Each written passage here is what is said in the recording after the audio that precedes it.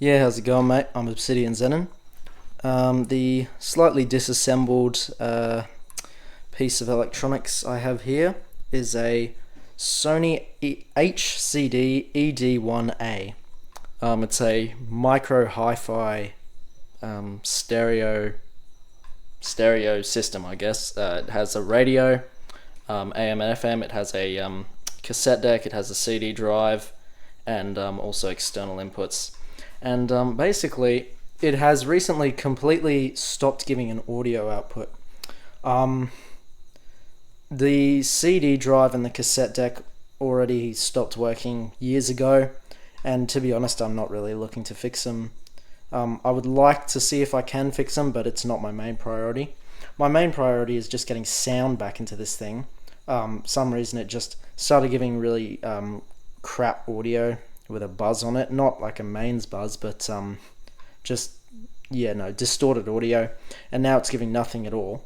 I don't think the audio amplifiers or speakers are broken, because when I put my ear up to these speakers while the device is on, it still gives a white noise static hissing sound, so I don't think it's that. But I have just discovered an issue. So you can see all these boards come off. I've just taken this one off. This is the power and volume board, and one of the regulators on the board is not showing the correct voltage. It's 7.5 volt regulator, just showing about 1.1 volts, which is not ideal. And thankfully, the entire service manual and block diagrams and schematics and PCB layouts are all available for free online. So I am very thankful for the person who did that, and obviously to Sony. So all the schematics, and you will see that I have drawn on the power schematic, if I can find it, because I'm trying to trace different issues. There you go. So the 7.5 volt regulator doesn't seem to be working. So I think I'm going to start by fixing. By the way, this is a 1997 thing, so it's like, pretty much 30 years old now. And I reckon it can go for a lot longer if I get its issues sorted out. Maybe later on I'll fix the CD and cassette drive, or maybe I'll do it in this video. I have no idea how this is going to go, but yeah. Also, this thing is fairly safe to work on, even while it's powered on. You have to be a little bit careful, but basically, so you definitely don't want to touch that. That's a voltage selector switch, and it's connected directly to the transformer, so don't touch that. Power comes in, transformer, and then out of the transformer comes about 50 volts AC peak, so 50 on root 2 for the RMS value. Can't do it in my head. It's about 30 something volts. Anyway, comes out, gets rectified into 50 volts DC, and smoothing capacitors, and then goes through a bunch of voltage regulators, and then it goes out to these pins, which goes to this.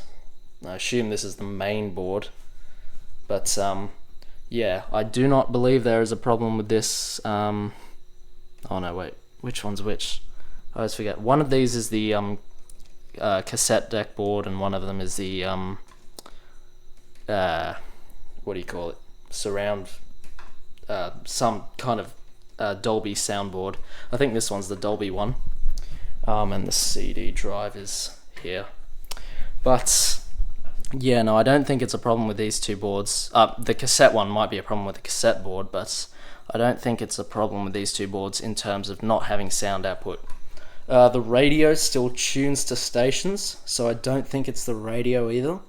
And when I feed external audio in, I get nothing on the output. So I'm thinking maybe some kind of preamplifier or something doesn't have any power, or maybe there's a blown capacitor. I really don't know, but I'm going to start by replacing that regulator.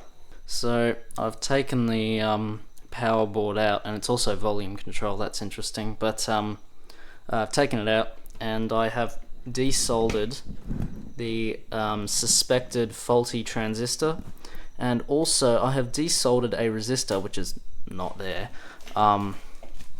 It is, where is it? It's in this bag. Okay, so it's this resistor right here, and you can see that is physically burnt out. So I have no idea what's happened there. Maybe the transistor failed and then drew too much current through the resistor. I have no idea.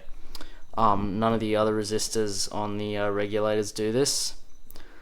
I have no idea, so I've just pulled out both. The transistor might be fine, I don't know, but I'm just going to replace both, just in case. It might actually be neither. It might actually be the diode. I really have no idea.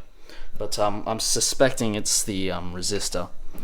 Anyway, I'll fix that, and then I'll put the entire thing back together and test it, and then if it doesn't work from there, well then we'll see how we go. Yeah, so just from basic checks, I cannot find anything that would have caused this problem. So what I found out, by the way, is that resistor that blew up near the transistor is actually a fusible resistor. So they're supposed to go out if the current draw is too, or the power draw is too high, without catching fire. So it means something's short-circuited, right? But the thing is, I have absolutely no idea what it was.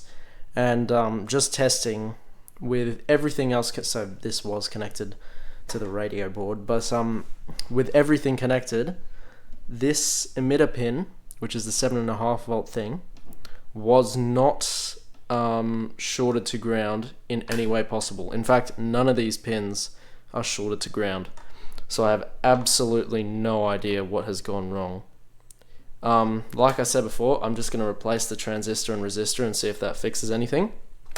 But yeah, no, everything else, all the other power rails show the correct voltage, and that there are no other blown looking components, except maybe this motor, but yeah, no, that I don't think the motor gets powered off 7.5 volts, but I will double check that. And I'll just show you around the thing because it is quite interesting. There's your Dolby IC, and this is for the, yeah, so this is the tape preamp board, so for the cassette deck, and this side is an input output type thing board, so that's how you can do your external left and right input, and that's an output for something or other. And that goes in there, and there's nothing wrong with this main board, and it doesn't seem to be anything wrong with this board in front, although I will check. I have gotten an air compressor and blown dust out, but it's still a bit dusty. Yeah, there's your radio board. Pretty standard stuff. Some IC part numbers. Focus. There you go. What else? Yeah, that's about it. Nice big transformer. Yeah, no, so I'm gonna try and see if I can find anything else, but if not, I'll just straight replace the transistor and resistor, and hopefully that's the only issue, although I know it's not, because the cassette deck and CD drive were already not working, so I have to figure out what's wrong with that. Hopefully it's just a flat flex cable broken, I can replace that, but I have no idea. I've reheated a few solder joints and suddenly it works. And you know, crap audio because the radio antenna's just sort of flapping around in the breeze, but I haven't replaced the regulator yet. I'm just powering the 7.5 volts with my power supply, but that works somehow. God, it's always a cold solder joint for me every single time. I better not touch that. That's like 50 volts DC. Yeah, I'll put it back together and see if it works once I get the replacement transistor.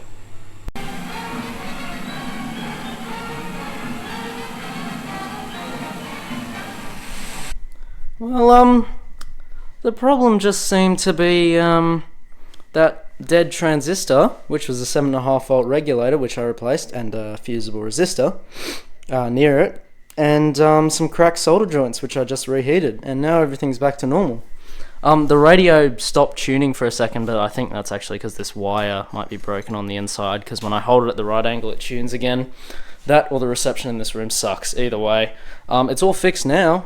It was a bit scary jamming the live wires back into the case. It's actually quite seriously compact, but I didn't get to fixing the CD player or cassette drive. Maybe another video if I have the motivation, but you know, I'm just happy that the radio works again. So yeah, it's all done. Another boring quick repair.